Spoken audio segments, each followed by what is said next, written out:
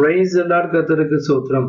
இன்று கர்த்தர் நம்மோடு பேச விரும்புகிற வார்த்தை, என் ஜனம் ஒருபோதும் வெட்கப்பட்டு போவதில்லை. ஆமென். கர்த்தர் சொல்ற வார்த்தைங்க. இந்த வசனத்தை கவனிச்சு பார்த்தோம்னா, ஒருபோதும் எந்த சூழ்நிலையும் ஒரு வாட்டி கூட நீங்க வெட்கப்பட்டு போக முடியாத, தலை குனிஞ்சு நிற்க முடியாத கர்த்தர் விடமாட்டாரு. உங்களை அவமானப்பட கர்த்தர் ஒருபோதும் விடமாட்டாருங்க. அவருடைய ஜனமா மாறும்போது நீங்கள் சம்பூர்ணமாய் சாப்பிட்டு திருப்தி அடைந்து உங்களை அதிசயமாய் நடத்தி வந்த உங்கள் தேவனாய கர்த்தர் நாமத்தை துதிப்பீர்கள். என் ஜனம் ஒருபோது வெட்கப்பட்டு போவதில்லை. அவரை துதிக்கிற ஜனங்களாக, அவரை ஆராதிக்கிற ஜனங்களாக, அவரை தேடுகிற ஜனங்களாக நீங்கள் நானும் மாறும்போது கர்த்தர் உங்களை வெட்கப்படாம கர்த்தர் ஆசீர்வதிப்பாரு. இந்த ஜனத்தை எனக்கென்று ஏற்படுத்தேன் இவன் துதியை சொல்லி வசனத்தை விடுகிறாங்க. அவருடைய ஜனமா நம்ம மாறோம்னா, அவர் கைக்குள்ளான ஆடுகளா நம்ம மாறும்போது அவர் நம்மளை பாதுகாக்கிற தேவனாகிறாரு.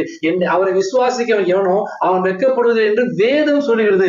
வசனம் சொல்லுதுங்க. என்ன சொல்லுதுன்னா, அவரை விசுவாசிக்கணும். என் தேவன் ஒருபோதும் எனக்கு கைவிட மாட்டாரு.